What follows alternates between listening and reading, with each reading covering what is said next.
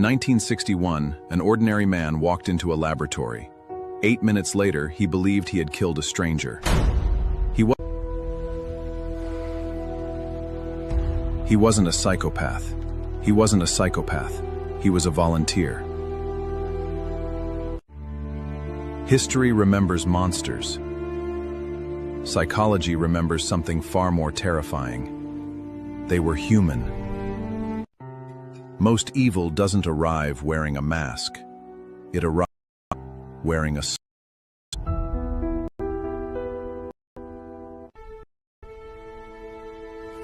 Psychologists call it the mask of normality.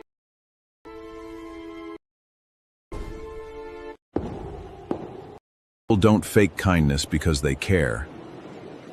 They fake kindness because it works. Manipulation begins long before the victim notices.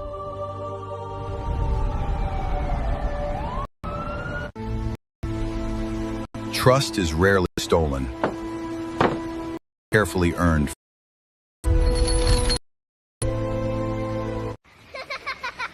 That's why the most dangerous people often appear the safest.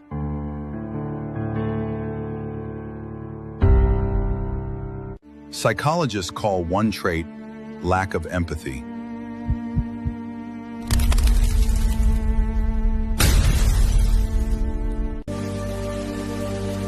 Not because they enjoy suffering, but because they simply don't feel it.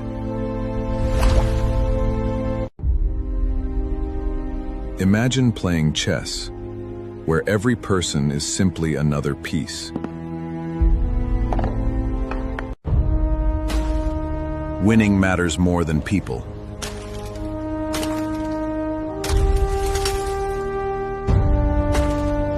But here's the frightening truth.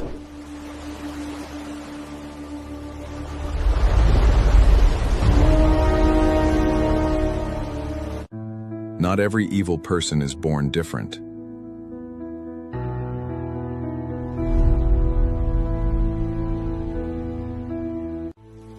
Sometimes, circumstances slowly reshape an ordinary mind.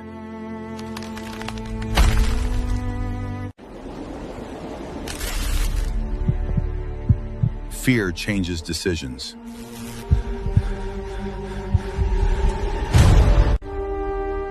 Power changes priorities.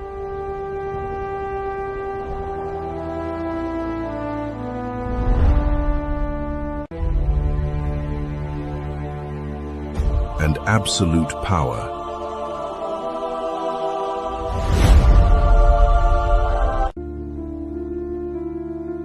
changes identity.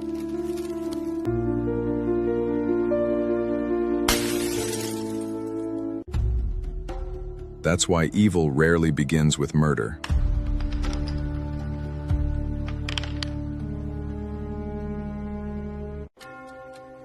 It begins with one compromise.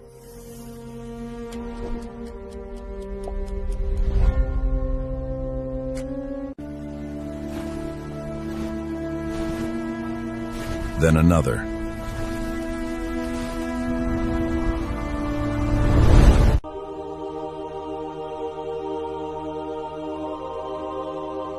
Until the person no longer recognizes themselves.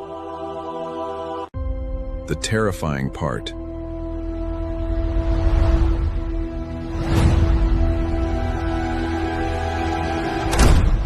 psychologists discovered one experiment that proved ordinary people can become frighteningly cruel. And what happened next shocked the entire world. 1961, Yale University. Ordinary men came to help science. None knew they were about to discover something terrifying about themselves.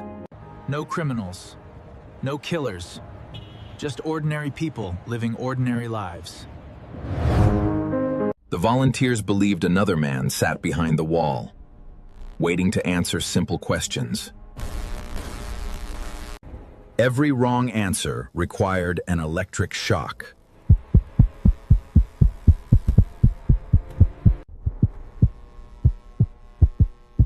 At first, the choice seemed harmless.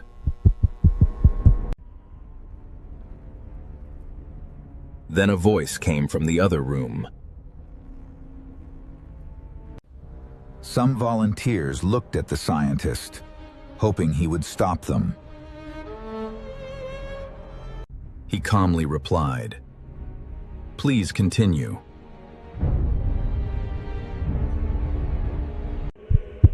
That single sentence became stronger than conscience. Most people believed they would refuse. The data revealed something far more disturbing. Nearly 2 out of every 3 ordinary people kept going. But the real question isn't why they obeyed, it's why they stopped thinking for themselves. The prison wasn't real, but the power felt real. Students became guards. Students became prisoners. Their roles were assigned, not earned. Nothing about their personalities had changed. Only their identities. Within hours, kindness gave way to control. Power doesn't always corrupt instantly. It quietly removes limits. The most dangerous sentence in history isn't "I hate them." It's "I was just doing my job." Responsibility disappears when it's shared. That's how ordinary people convince themselves, and someone else is responsible. Evil rarely begins with hatred. It begins with permission. So here's the question psychology still can't answer. If you had been there, would you have been the guard or the prisoner? One question before you leave. Do you believe evil is born or created? There isn't a right answer, but your answer says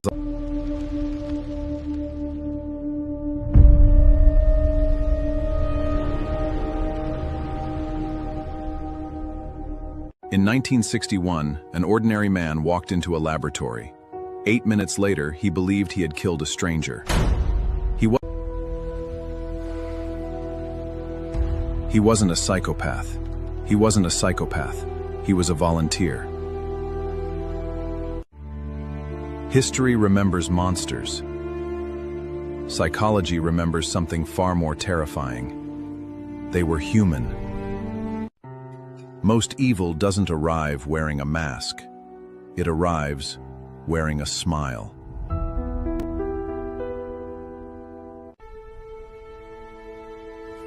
Psychologists call it the mask of normality.